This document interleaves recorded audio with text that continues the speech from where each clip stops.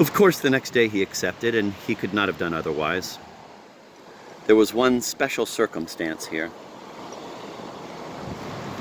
Stepan Trofimovich's estate, as we used to call it, about 50 souls by the way of old reckoning, and adjoining Skvoreshniki, was not his at all, but had belonged to his first wife. And so now to their son, Peter Stepanovich Verkovensky. Stepan Trofimovich was merely the trustee, and thus, once the nestling was fully fledged, acted through a formal warrant as manager of the estate. For the young man, it was a profitable deal. He received up to 1,000 rubles a year from his father as income from the estate, while under the new regulations it did not yield as much as 500, and perhaps even less.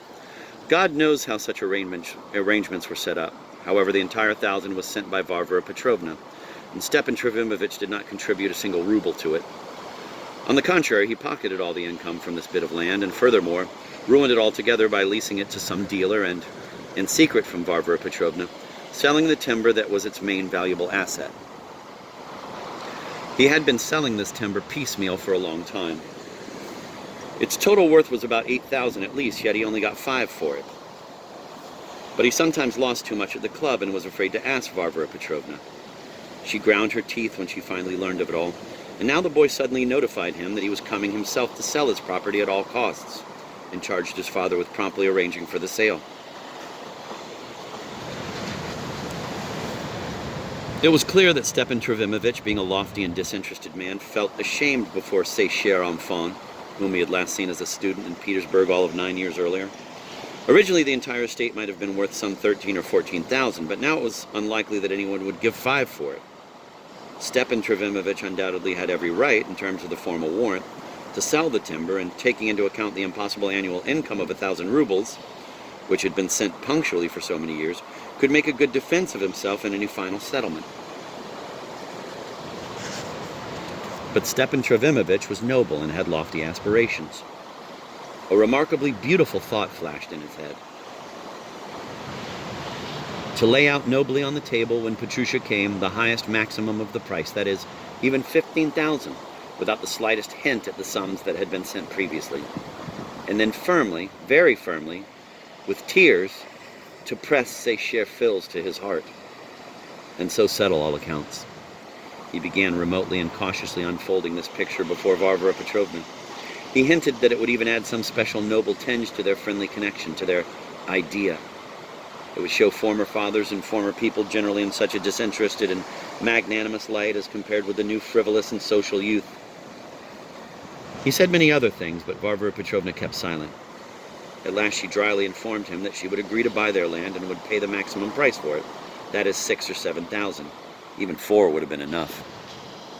Of the remaining 8,000 that had flown away with the timber, she did not say a word.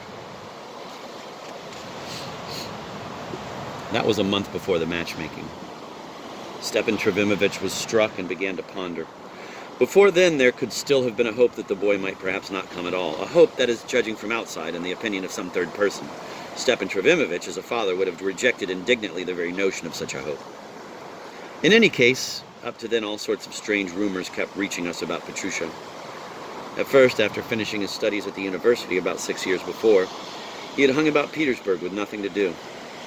Suddenly there came news that he had taken part in the composing of some anonymous tract and was implicated in the case. Then he suddenly turned up abroad in Switzerland, in Geneva. Might have fled there for all we knew. It is surprising to me, Stepan Trofimovich, deeply embarrassed, preached to us then.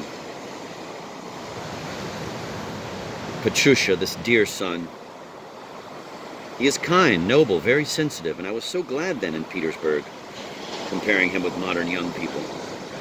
But c'est un pauvre sire tout de même. And you know, it all comes from that same half-bakedness, from sentimentality. They're fascinated by, not by realism, but by the sensitive, ideal aspect of socialism. Its religious tinge, so to speak, its poetry. To someone else's tune, of course. And yet, me, what about me? I have so many enemies here. And even more there, who will all be put down to his father's influence. God, Petrusha, a moving force. What times we live in. Petrusha, by the way, very soon sent his exact address from Switzerland so that his money could be sent as usual. Therefore, he was not entirely an immigrant. And now, after spending about 4 years abroad, he suddenly reappeared in his fatherland and sent word of his imminent arrival. Therefore, he had not been accused of anything. Moreover, someone had supposedly even taken an interest in him and become his patron. He wrote now from the south of Russia, where he was on a private but important mission for someone and was making arrangements for something. This was all wonderful, but still, how get hold of the remaining 7,000 or 8,000 to make up a decent maximum of the price for the estate? And what if there were an outcry, and instead of that majestic picture, it should all wind up in court? Something told Stepan Trofimovich that the sensitive Petrusha would not relinquish his interests. Why is it, as I've noticed, Stepan Trofimovich once whispered to me at the time, why is it that all these desperate socialists and communists are at the same time such incredible misers, acquirers, property lovers? So much so that the more socialist a man is, the further he goes, the more he loves property.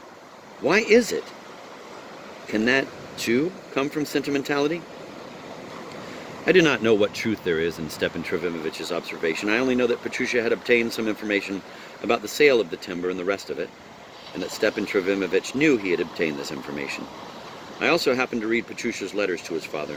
He wrote extremely rarely, once a year or even less often.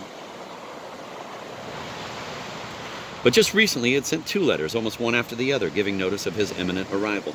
All his letters were short, dry, consisting only of directives, and as the father and son, ever since Petersburg, had been addressing each other on familiar terms, according to the fashion, Petrusha's letters looked decidedly like those letters of instruction that old-time landowners used to send from the capital to the house serfs appointed to manage their estates. And now suddenly, the 8,000 that would resolve the situation came flying out of Varvara Petrovna's proposal. And with that, she let him understand clearly that it could not come flying from anywhere else. Naturally, Stepan Trofimovich accepted.